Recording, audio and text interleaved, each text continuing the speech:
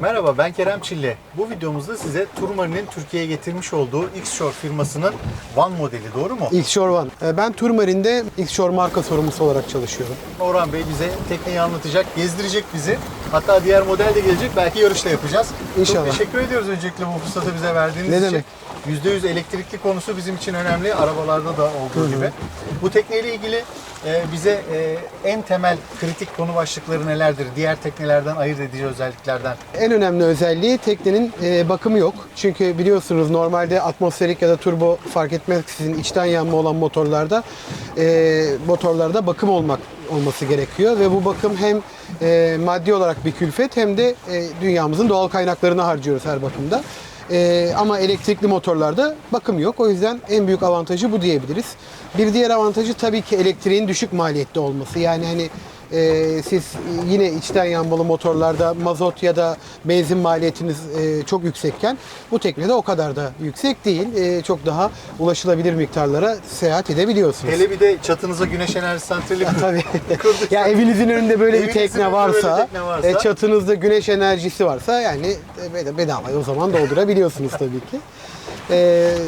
Yani bu daha çok yeni bir teknoloji. Yani arabalarda bile biz daha yeni alışmaya başlamışken bunun denizlere gelmesi, denizlerdeki teknelerimize gelmesi daha çok yeni. Dünyada seri üretim olan tek elektrikli, %100 elektrikli motor X-Shore. Başka firmalar çıkarmaya hazırlanıyor. Ama X-Shore İsveç firması, doğru mu? evet, İsveç firması içten takma olan, yani şunu şöyle düzelteyim, tabii ki kıştan takma dediğimiz, dışarıdan takma dediğimiz elektrikli motorlar var. Ama içten takma olan, yani teknenin içinde motor olan tek firma şu anda X-Shore. Bu süratlere çıkabilen de tabii ki tek firma. Bu sürat dediğiniz 30 knot hız 30 knot'un yapabiliyor. üstü görüyoruz, evet. 30 knot. Cruise hızı da 20 knot'tı benim baktığım kadarıyla. 20-22 knot, evet, Çok doğrudur. güzel, harika rakamlar Evet. deniz için. Ve hani daha güzeli 8 knot bir hızınız var ise, 9 knot bir hızınız var ise Yelkenli hızı. ki evet, yelkenli hızı. Bu modelimiz 50 mil, diğer modelimiz 100 mile kadar bir range'i var ki bu da iyi rakam. çok ciddi bir rakam, evet. Ve batarya teknolojileri de çok gelişiyor. Belki bir sene sonra, 2 sene sonra bir upgrade ile bu rakamlar çok daha yukarı çıkabilir. X-Shore devamlı kendini yenileyen bir marka, hep geliştiren bir marka, hep partnerlarla gidiyor. Yani pilini mesela boştan alıyor diyelim ki. O yüzden hani çıkan yeni teknolojilerle hemen kendini, çünkü modüler bir tekne, hemen kendini yenileyebiliyor. Harika. Bir de şeyden bahsetmiştiniz bana, artık tik kullanılmıyor. Evet, tekneler yani çevreci. X-Shore'da özellikle yok. Çünkü hani tamam, hani yenilenebilir enerji kullanan, elektrik enerjisini kullanan dünyayı sömürmeyelim ama esas tabii tik diye de bir problem var. Çünkü biliyorsunuz yani dünyada tik çok az çıkmaya başladı. Çünkü yok edilen bir şey. Yani sürdürülebilir değil. Yani siz bir mangrove ormanına girip ağacı kesiyorsunuz ya da bir tik ağacını kesiyorsunuz. Ve 60 yıl bekleyeceksiniz ki tekrardan ona ulaşabilin. O yüzden artık TIK'i X-Shore kullanmıyor. Onun yerine sürdürülebilir olan yeni teknolojilerle doğadan aldığı gücü, UV dayanımı olan, tuz dayanımı olan, deniz dayanımı olan mantar kullanıyorlar. TIK görünümlü mantar. Ve bu da karbon de hoş ayak izini görünüyor. sıfıra indirmenin başka bir yöntemi. Evet, kesinlikle. Teknenin bataryası ne kadar? Teknenin bataryası 64 64. kilowatt saat. Teknenin bataryası 64 kWh saat. Ömrü de aşağı yukarı 50 mil. 50 mil. 50 deniz mili. 50 deniz mili. Peki bu tekneyle 30 knot yaptığımızdan bahsettik. Seyir hızı 20 knot dedik. Bu bataryalar bunu kaldırabiliyor mu? Ya da bunları tekrar şarj etmek çok zor oluyor mu? Onları da çok soracaklar. Tabii ki şöyle, ne kadar hızlı giderseniz o kadar çabuk bitiyor bataryanız. Bu bizim bahsettiğimiz 50 mil. Demin bahsettiğim gibi 7-8 knot süratte bu Yavaş bir seyirle beraber. Ya mesela şu anda biz 3 ile gidiyoruz.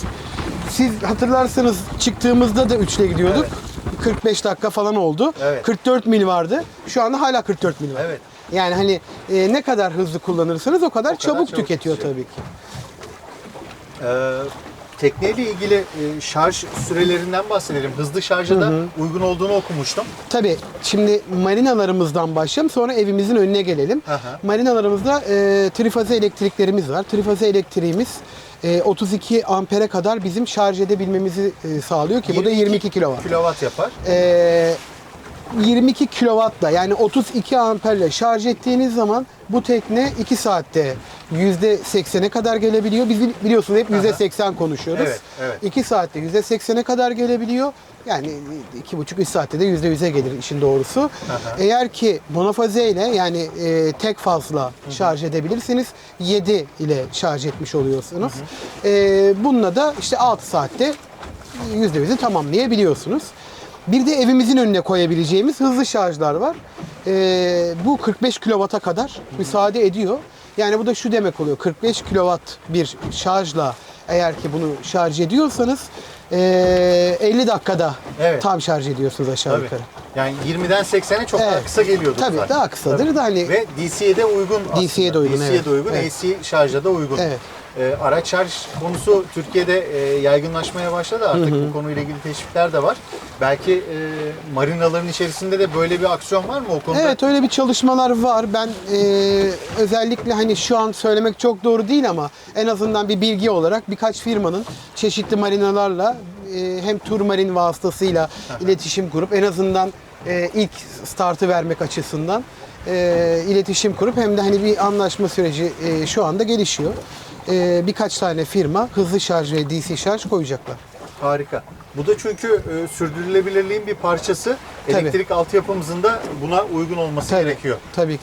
Evet, güzel bir bilgi. Onun dışında kendi şarj cihazıyla beraber geliyor. Doğru mu? Bir aparat görmüştüm. Evet, biz o şekilde veriyoruz. Yani yurt dışındaki onu almayabiliyorsunuz ama şimdi yurt dışında da onu zorunlu getiriyorlar. Çünkü sizin dediğiniz gibi çok fazla yerde box yok. Evet. Yani sonuçta marinaların çoğunda box'ı daha yaygınlaştıramadık. O yüzden hani siz eğer ki izleyicileriniz alırsa evet şarj cihazıyla geliyor ve onun üstünde seçebiliyorsunuz kaç amperle şarj edileceğini. O seçenek bize bağlı. Evet. Yani ben 22 kW'la şarj etmek istiyorum, 11 ile şarj etmek istiyorum. Tabii mesela biz akşamları tekneyi şey yaptığımız zaman, şarja bağladığımız zaman özellikle düşük bağlıyoruz. 16 amperle şarj ediyoruz diyelim. Yani bunun da sebebi akşam zaten bu tekne kullanılmıyor. Acil bir doldurmaya ihtiyacımız yok. Yavaş şarj edelim diye yavaş şarj ediyoruz. Aslında bu elektrikli tekne mantalitesi tekneciler için çok uygun diyebiliriz bu anlamda. Evet, evet. Çoğu zaman zaten marinada duruyorsun. O esnada Yani evet, burada hızlı davranabileceğiniz, hızlı şarj etmeyi isteyeceğiniz tek bir seçenek var. Bir yere yemeğe gittiniz. Evet. Ama onda da büyük bir ihtimalle restoranların önüne de koyulacak. Yani onda da 50 dakikada, bir saatte bunu diğer teknemizi 2 saatte şarj edebileceksiniz. Ya anlattıklarınızdan ben şunu özetleyebilirim belki. Çok zorlama bir iş değil. Zaten bu tekne yapısına çok uygun. Marinada dururken teknem şarj olacak. Yavaş da şarj olabilir orada. Hızlı şarj yatırımları da yapılıyor olacak. Ve ya acaba ne kadar gidebilirim, menzili yeter mi yetmez mi, gittiğim yerde şarj bulabilir miyim gibi sıkıntıların hiçbirini de yaşamıyor olacak. Yani evet, şu an o çalışmalar sonuçlandığı anda zaten bizim kıyılarımız çok uygun buna. Hiç öyle bir problem yaşamayacaksınız. Dahası var. Bu tekneleri, büyük teknelerin jeneratörlerinden de şarj edebiliyorsunuz. Evet. Yani öyle olduğu için özellikle bunu tender dediğimiz Zodiac olarak sizlerin bildiği botlar olarak da kullanmak isteyen müşterilerimiz oluyor. Onlar için daha bile güzel. Yani kendi teknelerinde jeneratörle şarj ediyorlar, kullanıyorlar, sonra geliyorlar tekrar jeneratörle evet. şarj ediyorlar. Yani evet. Ya da arkadaşının teknesine gidiyor, Tabii. diyor ki ya bana birkaç kilowatt saat elektrik verir Vallahi artık misin? onu bilmiyorum, o onların bileceği iş. Güzel, Ama- güzel. Bence çok küçük, kompakt. Hatta burada da bir odası da var. Evet, küçük bir kameramız var orada. Evet, 2 kişinin yatabileceği ya da hava çıktığı zaman korunabileceği ki bu modelimizde hardtopumuz, önde camımız var. Böylelikle serpintilerden, yani sprey yapan sudan korunabilirsiniz ya da yağmurda koruyabilir. Bu modelimiz daha çok Cam da açılıyor. evet öne geçebiliyorsunuz. Ön tarafa da Hı hı. rahatlıkla geçebiliyoruz. Teknenin ismi nereden geliyor? X-Shore markasının sizin dediğiniz LX. Aha. Diğer modelin ismi. Diğer Bu model, X-Shore One, diğer modelin ismi EEL denen elektrikli yılan balığından geliyor. Öyle hoş Öyle bir detay vermişler. Evet. Peki diğer teknenin hızı da aynı hızlara İkisi de 30 knot. ulaşabiliyor. Sanırım çarpı 2 şeklinde yapmışlar. Burada 63 kWh batarya var. Çarpı 2 diğerinde var. Evet, yani doğru. 126-129 arası. O civarda. Onda batarya var. O yüzden o 100 mil gidebiliyor. Ama onun dışında motor aynı. Motorda hiçbir fark yok. Hızlar da aynı. Ve bakım yok dediniz, yani bu eninde sonunda o elektrik motorunu da bir şekilde bakıma götüreceğiz. Ben kaç yıl sonra yapılacak bu?